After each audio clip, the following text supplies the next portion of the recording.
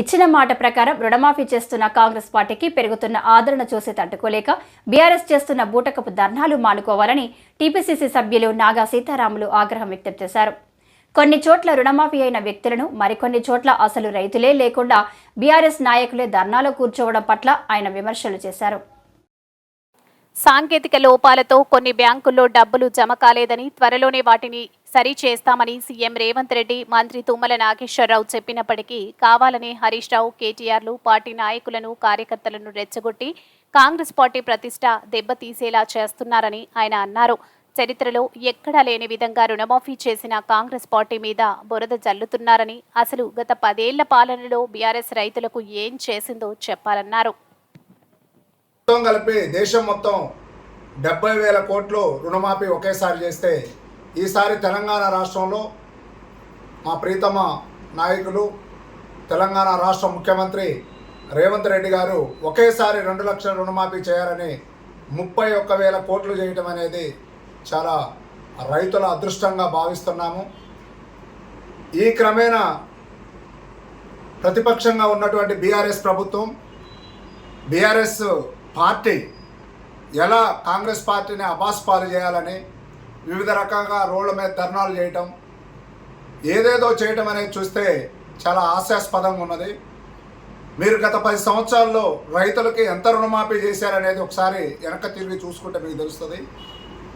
మీరు సంవత్సరానికి 25,000, 6 నెలలకు 25,000 వేసుకుంటా ఆ అసలు వాటికి వడ్డీ ఎంతో వాటికి కూడా సరిపోయినంత రుణమాఫీ ఇవ్వని వాళ్ళు ఇవాళ కాంగ్రెస్ ప్రభుత్వం చేస్తున్నటువంటి రుణమాఫీ గురించి మాట్లాడటం చాలా హాస్యాస్పదం. ఇప్పటికైనా బీఆర్ఎస్ పార్టీ వాళ్ళు బుద్ధి తెచ్చుకొని మనం గత 10 సంవత్సరాల్లో ఏం చేసినాం అనేది తెలుసుకోవాలి. ఇప్పుడు ఇందిరమ్మ ప్రభుత్వం వచ్చింది. ఈ ప్రజాపాలనలో 6 గ్యారంటీలు ఇచ్చి ఆ 6 గ్యారంటీలని ప్రజల వద్దకు తీసుకెళ్లాలనే ప్రభుత్వం చిత్తశుద్ధితో పనిచేస్తుంది. మా ముఖ్యమంత్రి గారు రేవంత్ రెడ్డి గారు, ఉప ముఖ్యమంత్రి బట్టి విక్రమార్క గారు, ఉన్న క్యాబినెట్ కూడా అందరూ చిత్తశుద్ధితో రాత్రింబవళ్ళు పనిచేస్తూ ప్రజల వద్దకు పాలన తీసుకెళ్ళి ప్రజలకు ఇవ్వాల్సిన 6 గ్యారెంటీలను ఎలా అందజేయాలి, వాళ్ళ కష్టాలను ఎలా తీర్చాలి. ముఖ్యంగా ఈ తెలంగాణ రాష్ట్రంలో ఉన్న రైతులు ఈ 10 సంవత్సరాల నుంచి చాలా ఇబ్బంది పడుతున్నారు. వాళ్ళకి ఎలా రుణమాఫీ చేయాలని ఒక ప్రణాళిక తీసుకొచ్చి ఒక చిత్తశుద్ధితో చేస్తున్నటువంటి ఈ రుణమాఫీని వాళ్ళు ప్రతిపక్షంలో ఉన్నటువంటి వాళ్ళు అభినందించాల్సింది పోయి వాళ్ళే మాట్లాడటం చాలా హాస్యాస్పదంగా ఉంది. ఈ మధ్యలో కేటీఆర్, హరీష్ రావు గారు ఏదేదో మాట్లాడుతున్నారు. అసలు హరీష్ రావు గారు మీరు 2 లక్షల రూపాయలు రుణమాఫీ చేసినట్టంటే నేను రాజీనామా చేస్తున్నాను వాళ్ళు దానికి ముందుకు రాలేదు. ఒక మండలం పోదాము, ఆ మండలంలో మొత్తం తీద్దామని అంటున్నారు. మేము కూడా చెప్పేది ఏంటంటే ఇప్పుడు ఇచ్చిన 18,000 కోట్లు కాకుండా ఇంకా 13,000 కోట్లు ఇవ్వాల్సి ఉంది. దానికి అర్హత ఉన్నోళ్ళు ఎవరెవరున్నారు, వాళ్ళ దగ్గర లోటుపాట్లు ఏమన్నాయి, అవి మొత్తం సరిచేసి స్థానిక మండలాల్లో ఉన్నటువంటి అగ్రికల్చర్ ఆఫీసర్లకు ఒప్పజెప్పారు. ఆ ప్రక్రియ జరుగుతుంది. అప్పుడే మీరు తొందరపడి చేయలేదంటాం మీ విజ్ఞతకే వదిలేస్తున్నాం. ఇప్పటికైనా బుద్ధి తెచ్చుకొని మేము ఒక మంచి కార్యక్రమం చేస్తున్న దాన్ని మీ మద్దతు కూడా ఇచ్చి ఇంకా రైతులకు ఏమైనా చేయాల్సి ఉంటే మా ముఖ్యమంత్రి గారితో మాట్లాడి దాన్ని ముందుకు పోవాలని కోరుకోవాలి. కానీ మీరు ఈ రుణమాఫీని అసలు ఎందుకు ఇస్తున్నారు, పార్టీకి ఎందుకు మంచిగా పేరు వస్తుందనేది మీరు ఒక కుతంత్రాలతో మాట్లాడుతున్నారనేది ప్రజలందరికీ అర్థమవుతుంది. ఇప్పుడు రోడ్డు మీదకి వచ్చి కొంతమంది ధర్నాలు చేస్తున్నారు, ప్రజలు చూస్తున్నారు. మీరందరూ రైతులు కూడా దయచేసి నేను విజ్ఞప్తి చేసి చెప్తున్నాను, ఎక్కడైనా ఈ తెలంగాణ రాష్ట్రంలో అర్హత ఉండి రుణమాఫీ కాని రైతులు స్థానిక అగ్రికల్చర్ ఆఫీస్ దగ్గరికి వెళ్ళి ఆ స్థానిక నాయకులుగా ఉన్నటువంటి మేము కూడా దాంట్లో పాలు పంచుకొని మీకు రుణమాఫీ చేయించే బాధ్యత మాది కూడా ఉంటుందని మేము ఈ సందర్భంగా తెలియజేస్తున్నాం. ముఖ్యంగా తెలంగాణ రైతులు ఎక్కడ అధైర్యపడాల్సిన అవసరం లేదు. బీఆర్ఎస్ పార్టీ రైతుల పక్షాన లేకుండా వాళ్ళ స్వప్రయోజన కొరకి ఈ రోడ్డు మీదకి వచ్చి ధర్నాలు చేస్తున్నారు.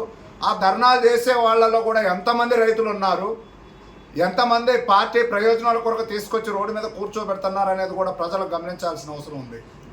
ముఖ్యంగా రైతులందరికీ మరొకసారి నేను విన్నవించుకుంటున్నాను, రుణమాఫీ కాని రైతులు ఎవరున్నా మా వ్యవసాయ శాఖ మంత్రి తుమ్మల నాగేశ్వరరావు గారు కూడా మొన్న క్లియర్గా చెప్పారు.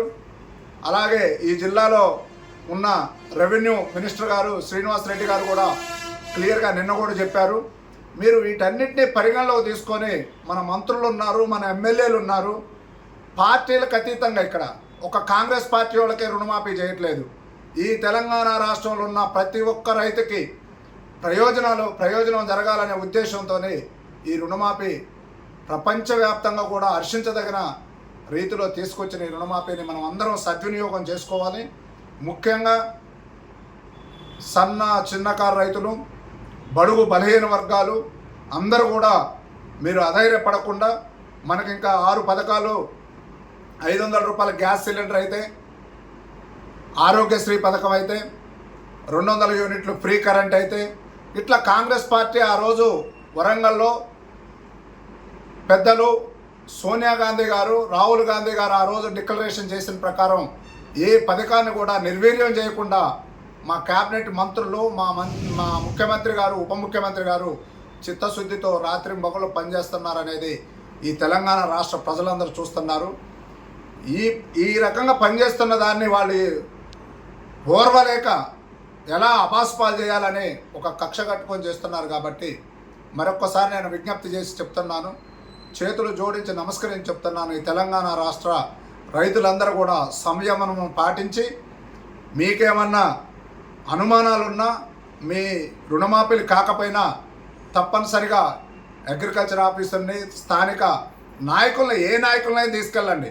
మన అర్హతలు ఉన్న వాళ్ళని తప్పనిసరిగా ఈ కాంగ్రెస్ ప్రభుత్వం రుణమాఫీ 2 లక్షల వరకు చేస్తుందని విజ్ఞప్తి చేస్తూ, ప్రతిపక్షాలకు కూడా నేను ఒక ఛాలెంజ్ చేస్తున్నాను. మీరు ఏదైనా చూసుకోవాలంటే అసెంబ్లీలో రమ్మంటేనో అసెంబ్లీకి వచ్చి కూర్చొని మాట్లాడరు. అసెంబ్లీలో వచ్చినప్పుడు కూడా ఏదేదో మాట్లాడారు, పనికిరాని విషయాలు. ఈ రుణమాఫీ విషయంలో మా ముఖ్యమంత్రి గారు, ఉప ముఖ్యమంత్రి గారు, మా క్యాబినెట్ మంత్రులు అందరిని కూడా ఎక్కడైనా కరెక్ట్ సమాధానం చెప్పడానికి సిద్ధంగా ఉన్నారు. రైతులకి 100 పాళ్ళు అర్హత కలిగిన రైతులందరూ కూడా 2 లక్షల రుణమాఫీ ఇవ్వడానికి కాంగ్రెస్ ప్రభుత్వం శుద్ధితో ఉందని ఈ సందర్భంగా విజ్ఞప్తి చేస్తూ మీ దగ్గర సెలవు తీసుకుంటున్నాను.